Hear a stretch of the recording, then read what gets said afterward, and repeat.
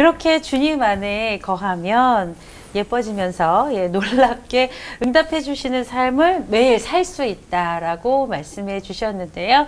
목사님들은 어떻게 포도나무에 매일 접붙이기를 하고 계신지 또 그렇게 해서 어떤 응답으로 살아가시는지 참된 포도나무 가지의 삶을 좀 한 번씩 자세히 들려주세요. 네.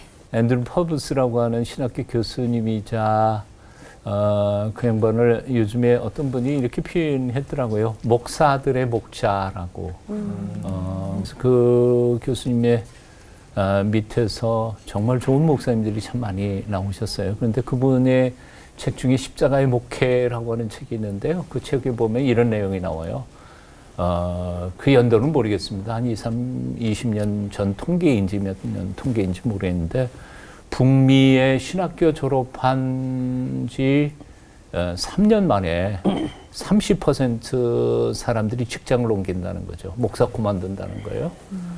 그리고 3년 지난 다음에 현상은 거의 절반은 포기하면서 그냥 목회하고 또 절반은 실수해가지고 타락해가지고 엉뚱한 사람 같고 정말 끝까지 하나님의 사람으로 살아남는 사람은 뭐 거의 10%에서 20% 정도밖에 안 된다. 뭐 그 통계가 어느 근거인지는 모르겠어요. 근데 그분은 그렇게 얘기하고 있어요. 근데 제가 읽으면서 공감을 받았던 게 바로 그런 것 같아요.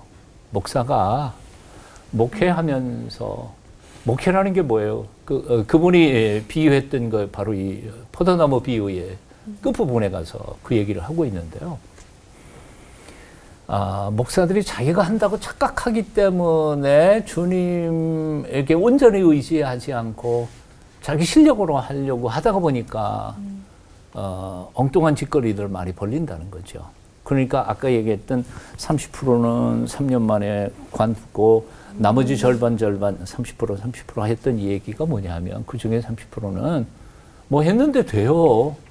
잘 돼요. 그러니까 자기가 한 줄 착각하면서 기고만장하고 교만해가지고 그것이 성령의 열매가 아니고 다른 열매일 수도 있는데에도 불구하고 교만하고 착각해서 엉뚱한 길로 걸어가는 목사들이 있다는 거죠. 그리고 나머지 30%는 그렇고요. 그래서 그 책에서 퍼버스 목사님이 하신 말씀은 너희 목회를 십자가에 못 박아버려라.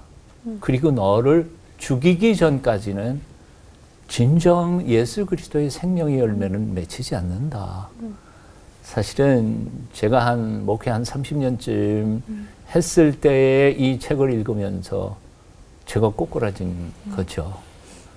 내가 죽기 전까지는 생명의 열매는 맺히지 않는 거죠.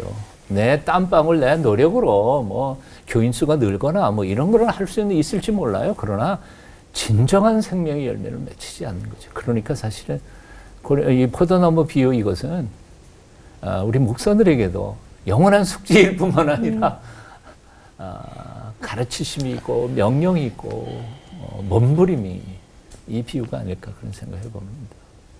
네. 이 목회를 십자가에 못 박아라. 참 목회할 때는 못 만났고요.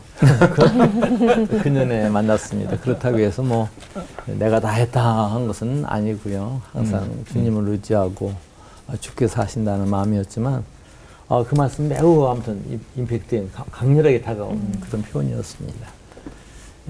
포도나무의 삶 하면 저는 일단 15장에서 얼개가 나와 있다 생각이 들어요. 붙어 있어라. 그리고 사랑의 삶을 살아라.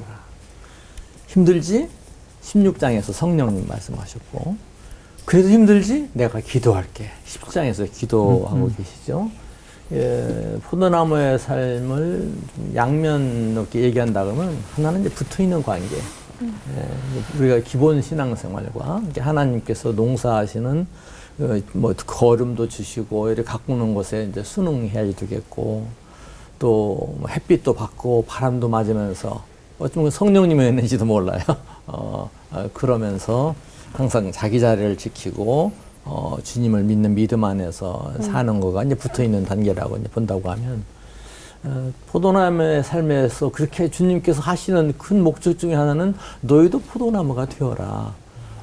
내가 계명을 지키면 내 사랑 안에 거하고 그리고 내 기쁨이 충만해서 서로 사랑하게 될 거야. 그리고 마지막에 그 극치 뭡니까? 친구를 위하여 자기 목숨을 버리면 이에서 더 큰 사랑이 없다. 거기까지 가시거든요. 이 주님께서 십자가를 지신 거가 하나의 그런 말씀의 표상이라고 볼 수 있어요. 그리고 너도 마태복음에 나와 있는 대로 자기를 부인하고 자기 십자가를 지고 나를 좇으라. 이게 바로 포도나무의 삶의 궁극적인 결실, 열매. 아까 열매 숫자를 다 헤아려서 아주 깜짝 놀랐네요. 그 열매 있는 삶을 말씀하신 게 아니겠는가. 양면적으로 좀 이해를 해보고 싶어요. 저는 뭐 이제 옛날에는 예수님께서 저를 용서해 주시는 예수님의 사랑을 많이 받았죠. 그리고 이제 다른 사람을 사랑하는 거 잘 모르고 다른 사람을 사랑하는 예수님의 사랑에 대해서 잘 몰랐죠. 근데 점점 알아가면서 다른 사람을 사랑하고 있는가, 예수님의 사랑으로 하고 있는가에 대해서 점검할 수 있게 된 거죠. 그래서 이제 어떤 일이 있을 때 제가 어떤 대응을 했거나 마음을 썼거나 할 때 시간이 조금 지나서 점검할 수 있게 된 거예요. 사랑으로 했나. 그래서 이제 그 점검하는 시간을 항상 이게 의도적으로 갖게 된 건 아니고요. 그냥 스스로 고민이 되는 것 같아요. 아마 성령님의 역사하심이 아닐까 생각이 들어요. 그 문제 고민이 돼요. 내가 어떻게 했나. 이거 옳은 것인가. 남들이 보기엔 뭐라고 안 할 수 있지만 저의 마음 안에서 그런 고민을 계속 하는 것 같습니다.